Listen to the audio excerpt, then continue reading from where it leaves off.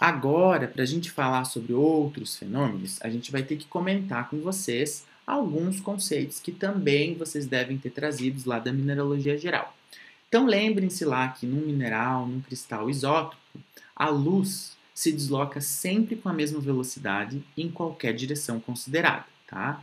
E, consequentemente, ela vibra em todas as direções perpendiculares à direção de propagação. Isso acontece para os minerais isótopos. Agora a gente vai trabalhar com os anisótopos. Primeiro, a gente vai trabalhar com os uniaxiais. Quem são os uniaxiais? Bom, os minerais cristalizados no sistema tetragonal e hexagonal, nesses minerais, existe somente uma direção em que a luz se desloca dessa maneira, ou seja, da mesma maneira que os minerais isotrópicos. Que maneira é essa? Não sofrendo nenhuma reorientação. Então, nos minerais isotrópicos, a luz ela se desloca em todas as direções sem sofrer nenhuma modificação, nenhuma reorientação. Já nos minerais uniaxiais, dos sistemas tetragonal e hexagonal, existe só uma direção. Em uma direção, a luz ela vai se deslocar dessa mesma maneira que os minerais isótopos, não sofrendo nenhuma reorientação. Essa direção é paralela ao eixo cristalográfico C, tá? E nesses minerais, a gente diz que o eixo C é denominado o eixo óptico, tá? E claro, lembrando que os minerais tetragonais e hexagonais, os cristalizados nesse sistema, a gente chama eles de minerais uniaxiais. Mas qual é o eixo óptico dos minerais uniaxiais? Está explicado, é o eixo C. Por quê? Porque paralelo ao eixo C, a luz se propaga sem sofrer, sem ser submetida a nenhum processo de reorientação. Apenas no eixo C, para minerais uniaxiais, a luz se comporta como ela se comporta em todos os eixos de minerais isótopos. Então agora a gente já sabe o que é um eixo óptico, tá? Para os outros sistemas, ou seja, os sistemas cristalográficos ortorrômbicos, monoclínicos e triclínicos, eles possuem dois eixos ópticos. Nós temos dois eixos ópticos em que a luz vai se deslocar sem sofrer reorientação. E isso classifica eles como minerais biaxiais. Lembrando que a gente já classificou e já definiu esses termos, os minerais uniaxiais e biaxiais.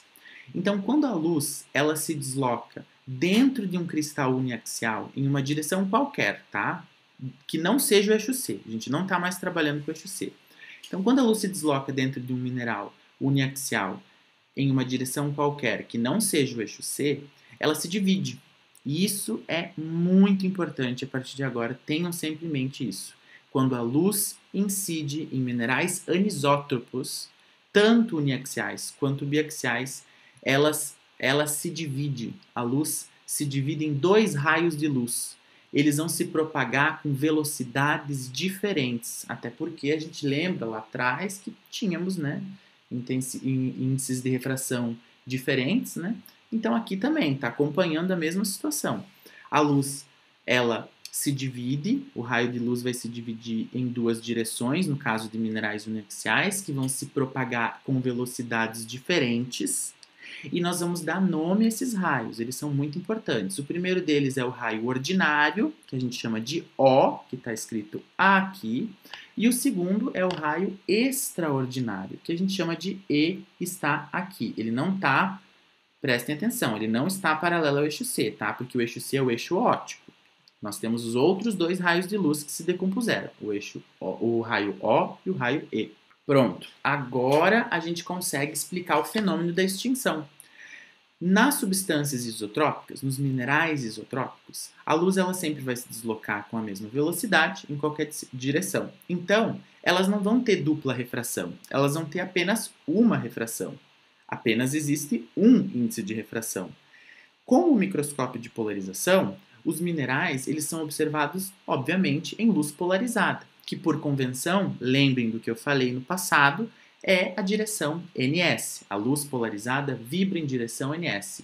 Se o nosso material de estudo for um mineral isotrópico, a luz vai atravessar ele e vai continuar a vibrar no mesmo plano, porque esses minerais eles não têm a capacidade de reorientar a direção da vibração da luz, porque eles são isótropos. Se nós introduzirmos o analisador, que é o segundo polarizador que fica acima das objetivas, o campo de observação do microscópio vai ficar preto, ou seja, extinto, porque esse segundo polarizador ele só permite passar a luz que vibra na direção EW. Então, se a platina for girada para mudar a direção do mineral, também vai continuar extinto, vai continuar preto, por causa de toda essa transformação que a gente fez na luz para polarizá-la e na ausência de transformações que o mineral isótropo fez na luz. Não mudou nada quando a luz passou. Ela se comportou, ela entrou e saiu do mesmo jeito. Então, nós evitamos que a vibração, que todas as vibrações, com exceção da norte-sul, entrasse lá no polarizador, saísse, melhor dizendo, do polarizador inferior, e o polarizador superior vai impedir qualquer tipo de luz que não vibre na direção EW ou na direção leste-oeste de passar. Por consequência, em minerais isotrópicos ou isótropos, nós vamos ter a extinção completa. Eles vão estar apagados. Essa é uma característica que vai distinguir minerais isotrópicos de minerais anisotrópicos. Mas nós temos esse fenômeno, ou seja, o fenômeno da extinção, também em minerais anisotrópicos. Isso pode acontecer do mineral ficar extinto, ficar apagado, em duas situações. Então, existem situações especiais, condições especiais, em que os cristais anisotrópicos também vão ficar extintos quando observados sobre polarizadores cruzados, ou seja, com o analisador e o polarizador inferior. Quando que vai acontecer? Vamos lá. Uma das condições é quando a luz se desloca paralelamente ao eixo óptico. Então, lembrem do nosso eixo óptico. Acabei de definir o que é. É aquele eixo que, no caso de minerais uniaxiais, é paralelo ao eixo C. Então, quando a luz se desloca paralelamente ao eixo óptico, nós vamos ter o fenômeno da extinção. Se ela se move nessa direção, a luz do polarizador passa através do cristal como se fosse uma substância isotrópica, e ela é completamente barrada pelo analisador. A outra condição que pode gerar a extinção em minerais anisotrópicos é quando a direção de vibração da luz que sai do polarizador coincide exatamente com uma das direções principais de vibração da luz no cristal. E isso pode acontecer, inclusive, isso acontece com frequência. À medida em que o cristal é girado na platina, ele vai ficando progressivamente mais claro até atingir uma iluminação máxima a 45 graus da posição de extinção. E depois disso ele vai se apagando até chegar a um outro patamar de extinção. Existem 4 posições de extinção em um giro de 360 graus da platina. Cada uma delas se repete a 90 graus. Isso acontece por causa das duas situações, das duas condições que eu acabei de mencionar para vocês. Aqui, nós observamos esse fenômeno através de imagens, por meio de imagens. Então, de 0 graus, a posição de extinção, até 45 graus da extinção total, ele vai se iluminando cada vez mais. Essa é a posição de máxima luminosidade e essa é a posição de extinção total. Outra característica interessante é a birrefringência. Primeira coisa importante de ter em mente, a birrefringência é um número. Tenham isso em mente. Lembra dos índices de refração? Lembra dos raios que eu dei o nome para eles? Os raios extraordinários, o raio, né? Que são só 2. O raio extraordinário e o raio ordinário? Pois bem, nós vamos utilizá-los agora para definir birrefringência.